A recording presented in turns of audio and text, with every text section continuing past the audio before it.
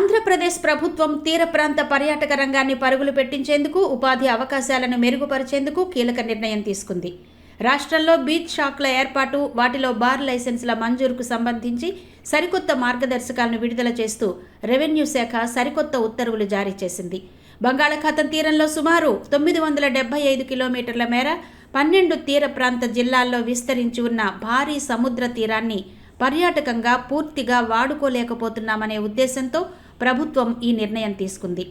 మంత్రుల బృందం సిఫార్సుల మేరకు ఈ విధానాన్ని మరింత బలోపేతం చేస్తూ ప్రయోగాత్మక ప్రాతిపదికన ఎంపిక చేసిన కొన్ని బీచ్లలో ఈ కొత్త నిబంధనలు అమలు చేయనున్నారు.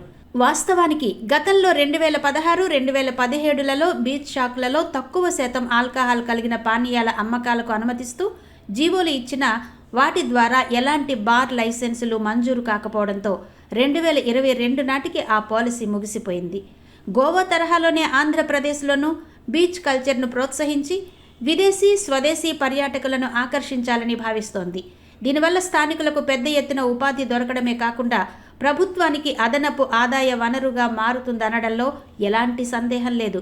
అయితే ఈ నిర్ణయం పర్యాటక పరంగా లాభాలు చేకూర్చినప్పటికీ దీని వెనుక కొన్ని సామాజిక, పర్యావరణ సవాళ్లు దాగి ఉన్నాయి.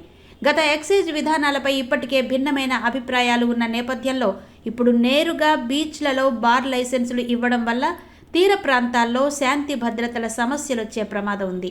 ముఖ్యంగా రాత్రి వేళల్లో పర్యాటక ప్రాంతాల్లో భద్రతను కట్టుదిట్టం చేయకపోతే మహిళలు, కుటుంబాలతో వచ్చే సాధారణ పర్యాటకులకు రక్షణ కరువయ్యే అవకాశం ఉంది.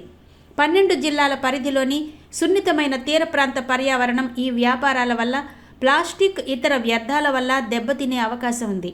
వ్యర్థాల నిర్వహణపై సరైన నిఘా లేకపోతే అందమైన బీచ్లు కాస్త కలుషిత ప్రాంతాలుగా మారే ప్రమాదం ఉంది.